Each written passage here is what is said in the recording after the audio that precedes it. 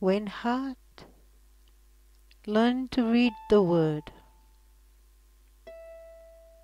which creates the human life, when heart learn to speak the word, which creates in the human being. Rudolf Steiner. The Etheric Heart, a poem inspired by Rudolf Steiner's lectures on the Etheric Heart, and Adriana's lectures on the Etheric Heart, wording by Rita Di Cassia on July the 13th, 2011.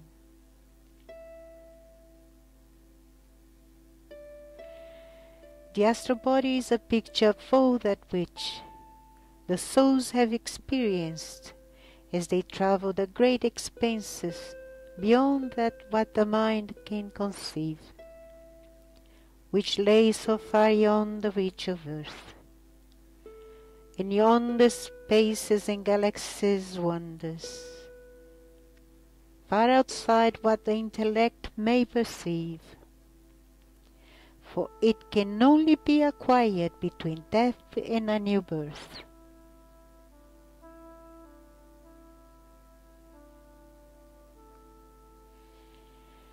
Great secrets and awesome wisdoms are being inscribed into the astral body. As we live amongst the dead, as we commune with the higher beings who abide the spiritual world, and as we live upon the earth, entering through the portals of birth.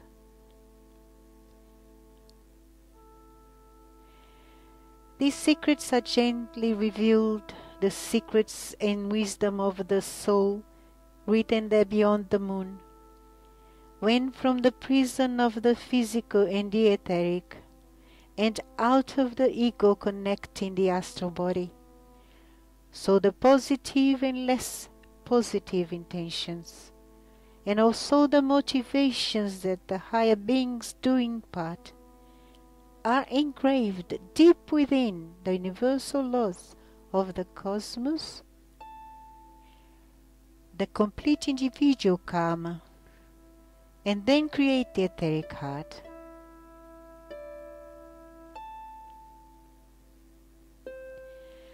So through the creative working of the Logos, man is born of cosmic wisdom, creative forces through the strength of the word,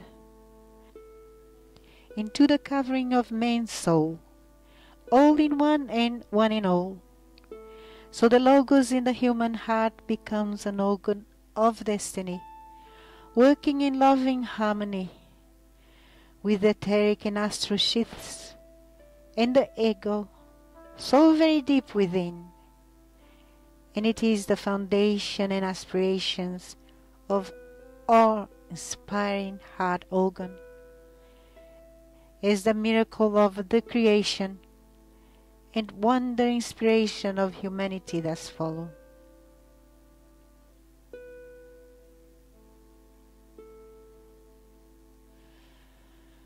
So a continuous process takes place in which the human race, through the research of the spirit and active labor therewith, becomes co-creator of its own destiny.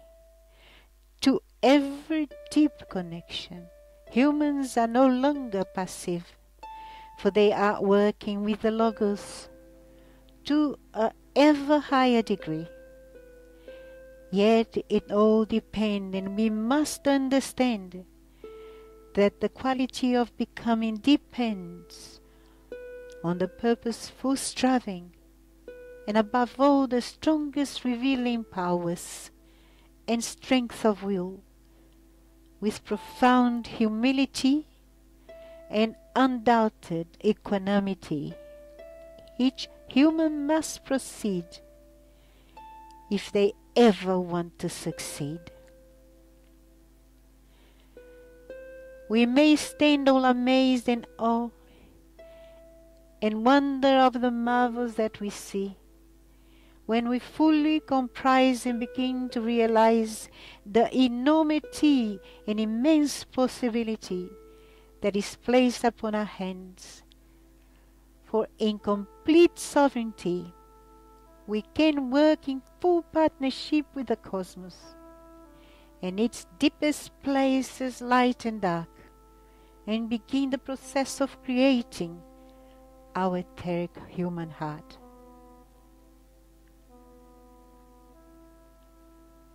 So when in solitude we sit, and our spirit starts to seek the physiology of freedom given by the Logos on high, then we begin to tread the road to higher worlds, until we discover the truth untold that around the physical heart space is the lofty etheric place, where the etheric heart bides. And as we consider carefully, then we arrive at the reality that there before our inner eye that etheric glow surely rises.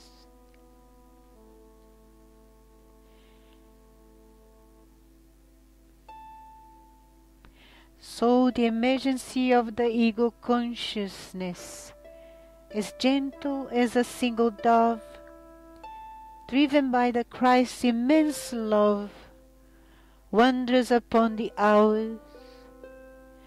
Within our soul enters with all heavenly powers, so sweetly to embrace, and from the inner space with awe of purity, to around the beating heart be spoken, and spiritualize the thoughts therein, as it brings the thinking forces from within. Therefore the physical organization has no part in the making of the etheric heart. The will, however, is as yet only accessible through the physical body. It can be freed if the activity of thinking is so strengthened that the ego is released slowly from the depth of will. There is no older power so steep, like when from slumber deep we awaken from a sleep, and as in dream we let go of our anxious fears, and let flow our joyous tears, as freedom come a-calling, to sing its songs within our ears.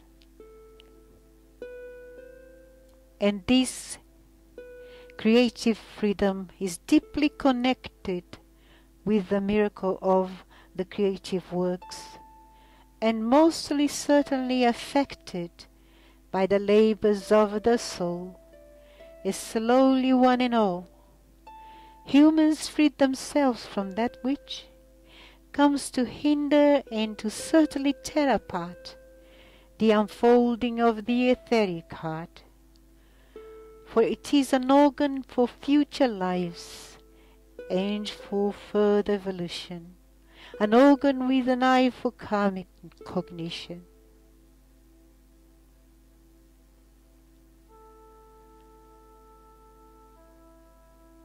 We must sing upon the mountains, as over his nested young sings the lark, even as when all seems so dark, exhaled in mist of despair, we must breathe the heavens' air, and return our will to self-endurance, and with great confidence we must never overlook that we must create a spiritual compensation, a counterweight to the past.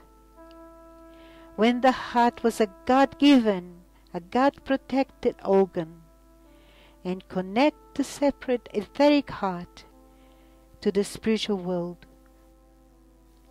through a transformed thinking and feeling life.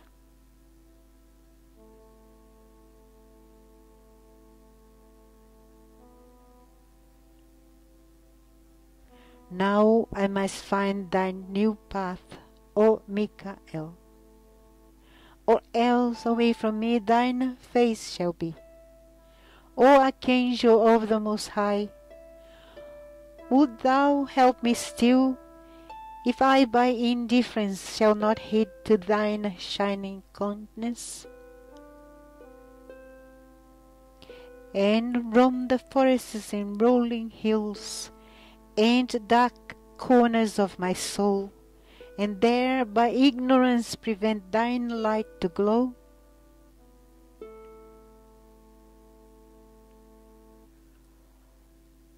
O mighty Archangel of God, help me to search for the truth untold, and pursue it incessantly, until I find thine path of high spirituality, which is entirely paved in gold. Then cosmically create not just a second heart, but yet a third one, so giving me the possibility of following thine light evermore in great sovereignty, even greater than before. And as this third heart is created by the Logos, in Michaelic freedom, as we together do the work to free myself from this prison, you and I, and the lofty Masters on high, will make my etheric heart grow in size, deep within, as large as my entire physical being.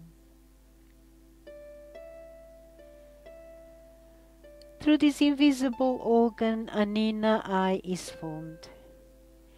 And when we reach this grade of initiation, we learn to think with the spiritual heart, and learn how we can protect and care and have sovereignty of such lofty knowledge. So let us entwine this understanding that every death and new birth, and every human word of roughness or moral speech, grasping out to offend or even to selfishly teach, indeed will hurt very deep. Thus, through the power of the Spirit, we must try to do everything to love and for love's sake, and with much thought truly make a life worth living. Therefore, when Michaelic thinking has sincerely been activated, spirit knowledge is created through the separate heart, not through the head, which disregards man's feelings, but through the feeling and willing. Yes, Michael will open the path of thought from the head to the heart, and then the etheric heart, not the head, begin to have thoughts.